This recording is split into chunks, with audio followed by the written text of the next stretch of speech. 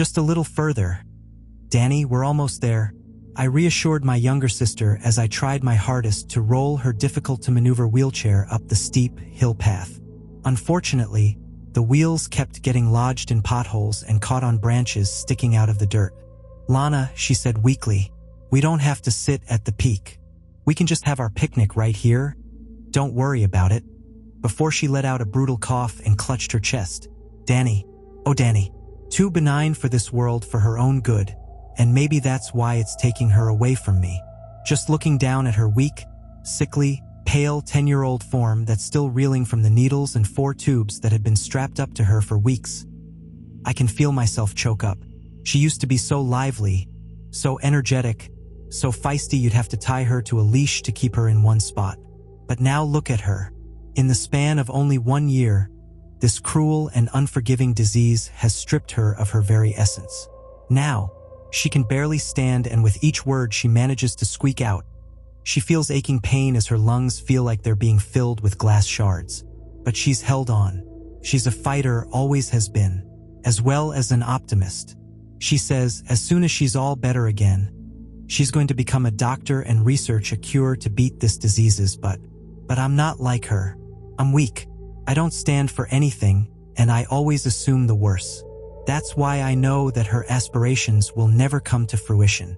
I know she's not beating this disease, despite how much I cheer and root for her on the sidelines.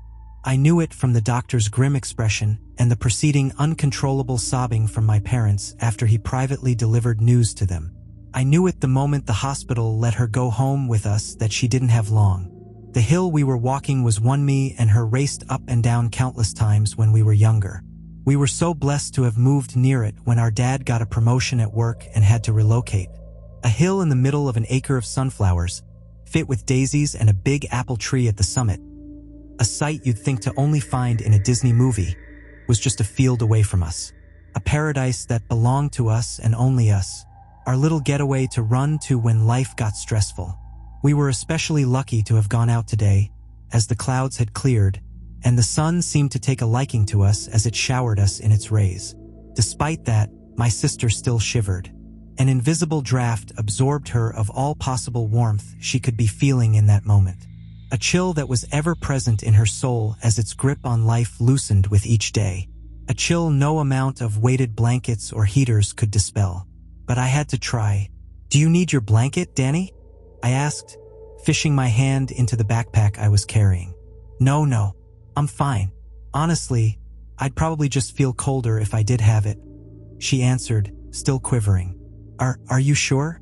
I just don't want you to be cold. My voice began to crack at the seams as I began to lose my composure.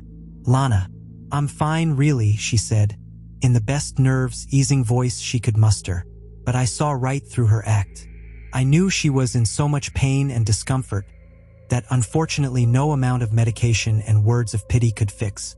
It was brave of her to hide such anguish, so I just bit my tongue and stared off into the distance as I gave up attempting to wheel her up the impossible to surmount hill.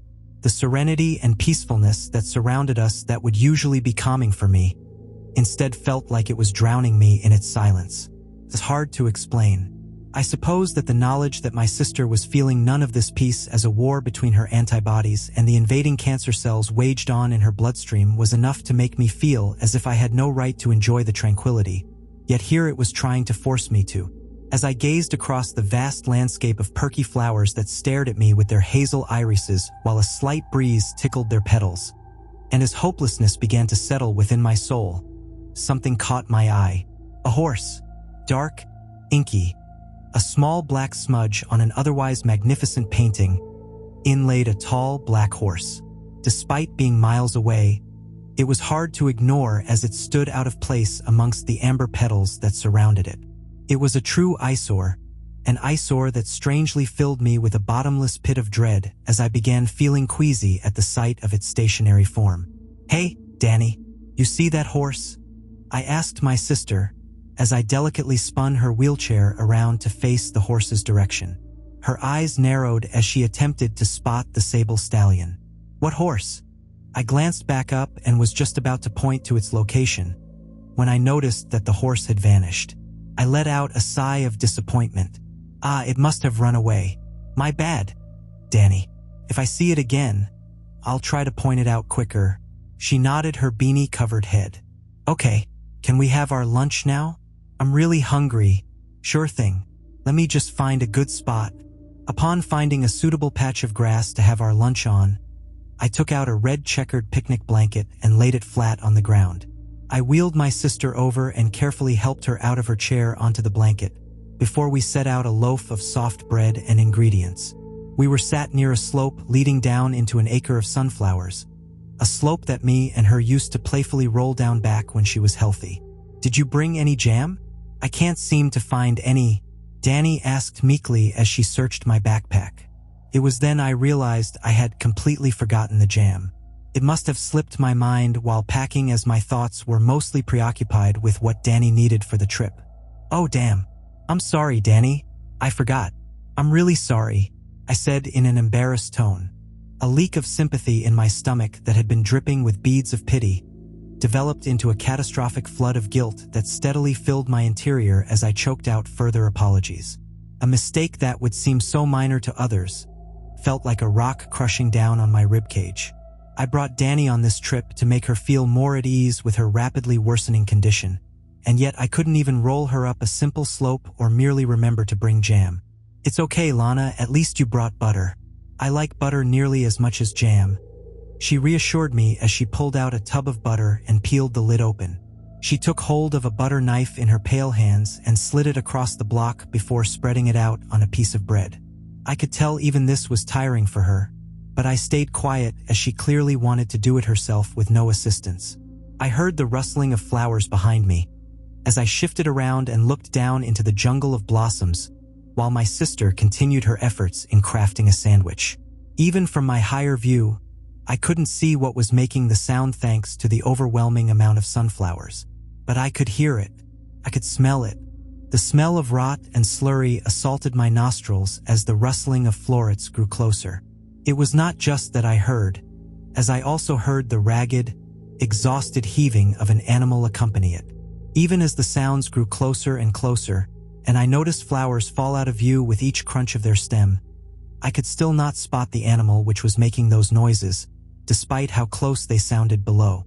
The stench only assaulted my senses further as it became more potent with each second that passed. I could almost make out another sound before my sister snapped me back to reality and I shifted to meet her curious gaze. "Sis? You okay?" she asked, holding a sandwich of her own, making as the movement suddenly ceased and the smell evaporated. Yeah. Did you hear that rustling?" I asked worryingly. She looked at me puzzled. "No, I didn't hear any rustling." "Oh, but did you smell that lovely scent that filled the air? Smelt sorta like roses and marshmallows, you know?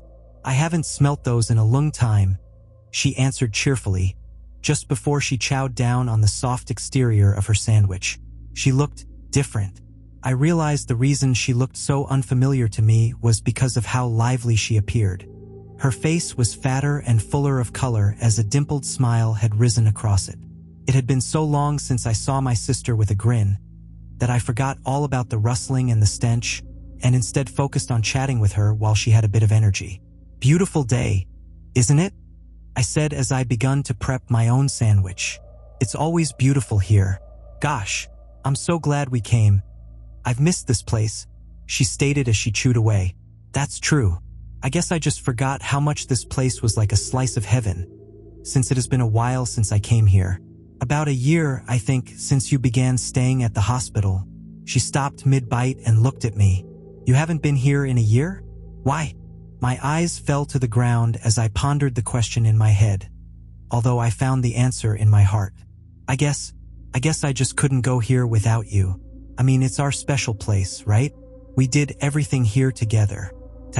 Camping, sunflower picking. It just felt wrong to visit with you not by my side." She stared at me with fond eyes as she visibly reminisced back to those days. Remember when we went frolicking through the flowers? And I cut her off, already knowing what she was going to say, and I fell into a deep puddle. "Yeah, I remember it well, especially how cold it was." She let out a little giggle, her face blooming with glee. I don't know why I found it so funny at the time. Even now, just thinking about it, I can barely hold back laughter. I remember you on your back, cackling to yourself as I lifted myself out. I was wearing my favorite shirt at the time, too. I mean, what the heck was a hole that deep doing in the middle of a sunflower field? I said, unable to stop myself from cracking a smile as Dani chuckled even harder. Soon I found myself laughing alongside her. When our laughter quelled, Dani's face took a more relieved expression as she looked at me. I haven't seen you smile in a long time. This caught me off guard. She was right, of course, but I thought I did a good enough job at hiding my despair when I spent time with her as to not make her feel even more worse, as not to make her feel like it was her fault for my sadness. Before I could say anything in response, she got to her feet, catching me off guard a second time. She looked at me with a toothy grin. You know what, Lana? What? I said, still in awe. Maybe we should see the hilltop. I mean, I'm feeling a lot better at the moment, and I think seeing the apple tree before going home would make us both feel a lot more happier. Before I could say anything or object, Dani began jogging uphill in excitement. I didn't have much time to discuss with her whether she should be doing that sort of stuff, especially as the doctor had recommended that she would need assistance if she ever wanted to walk. But by the time I got to my feet, she was nearly out of view. Before leaving to follow her, I took one more glance back at where I heard those sounds. I attempted to decipher the faint one I had heard right before my attention was torn away from it by Dani. Now that I thought about it, it sounded an awful lot like the clacking of hooves. Whoa, Dani, don't leave me behind now, I said, exhausted from how difficult it was to keep up with her. She looked back at me with a mischievous smile. Heh, come on now, Lana, you're only 5 years older than me. Don't tell me you've gotten old and slow, she said in a playfully smug tone as she kept her quick pace. I gestured to an invisible walking stick and hunched my back forward as I began to wave my fist at her. Darn it! Get back here, you meddling kid. This is my property, and you will obey its laws, I shouted in an old man voice, mimicking a neighbor of ours called Mr. Wellers, who was a real stickler about his lawn. This got a laugh out of Dani as she slowed her pace down to meet mine's.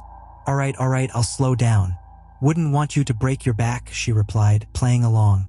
We both shared a laugh as we walked side by side, nearing the hilltop as we strolled past daisies that seemed to bloom due to our presence. Or maybe it was just hers, as her form glowed from the golden light casting down from the sky. As I watched her frolic up the dirt path and chat with me about topics in which she had struggled to express to me in that depressing, gray hospital room months ago, a weight of hopelessness lifted from my soul and was instead replaced with a more soothing sensation. Hope that this was a sign that she had begun a journey of recovery, that the bad days were over and that the future was as bright and blue-skied as today, that me and her could return to this hill as frequently as we did back when we were younger, that I'd have more time with my sister. We soon reached the hilltop and thus the apple tree. It hadn't changed one bit from the last time we visited, still towering over us and being plentiful of red, juicy apples. Wow, my sister said as she gazed up at the bushy, leaved hair of the tree. She pointed up at an apple that grew from a branch fairly close to the ground, but was still just out of reach for both of us. Lana, if you let me climb on your shoulders, I'm sure I can reach that apple. I thought it over for a second, but ultimately decided it would be a good last action to end this trip on. Sure, why not? I wandered over to where she stood and buckled my knees so she could reach my shoulders and grapple around them. I stumbled a bit once she eventually jumped on my back, not expecting her to weigh as much as she did, as when I was helping her out her wheelchair an hour ago, her body had felt like a bag of twigs. I stood firmly in place, trying my best not to sway as my sister extended her hand up to the prized apple, when that familiar, horrid stench hit me. Oh wow, it smells so good, just like roses, my sister stated above me as she continued trying to get a good grasp of the apple. Meanwhile, I frantically looked around to spot where this smell was coming from. It was just as Dani finally managed to pluck the apple from the branch that a noise came from behind the tree. A neigh, a loud, gurgled one. A breathless, bubbly neigh that startled me so badly it knocked me off balance and I nearly tumbled to the ground with Dani still on my shoulders. Luckily, I managed to regain balance and have Dani dismount my back as the animal made its way from behind the stump and within our view. The stench became unbearable, tugging at my gag reflex with a crooked hook as a black horse trotted into view. Chunky blood, pus, vomit, and other fluids dripped from every open pore on its body, from natural pores to open wounds. Its eyes had a glossy look, and its mane dripped with grease as it heaved in and out, its exposed windpipe undulating with each choked breath. It took all my power and some physical restraint not to vomit up all my insides right then and there from the grotesque sight that stood towering over me and Dani. Its silk, rotting skin would shift with each gallop, sliding up and down its muscles as its hooves shook from the lack of meat on them. Yet it managed to stand as it steadily approached us. Neighing. Dread attacked my nerves with ferocity as I retreated back in fear. But Dani did not have the same reaction as me. In fact, she had quite the opposite. "Wow, so pretty," she said, approaching the stallion with zero apprehension or disgust, but rather admiration. The horse continued to close in on her, with Dani lifting her hand to meet its muzzle. Dani, get away from that thing," I shouted at her, pleading with her to back away from this beast as I felt nothing good could come with interacting with it. But she ignored me as she awaited to meet the horse's touch. I would have tried to run and carry her away from the horse, but terror had shackled me to where I stood as my knees locked in place. I couldn't bear watch as the horse's head bobbed mere inches away from Dani's palm. What was Dani seeing that I couldn't? Being weak. I clenched my eyes shut and I prayed this was some sort of nightmare that I would wake up from. But a part of me also wished it wasn't, because if it was, that meant Dani hadn't actually begun recovering, and that when I woke up, I'd find her sickly form in bed attached to wires as she groaned in pain. Hee, good girl. I heard my sister giggle as I squished my eyelids together.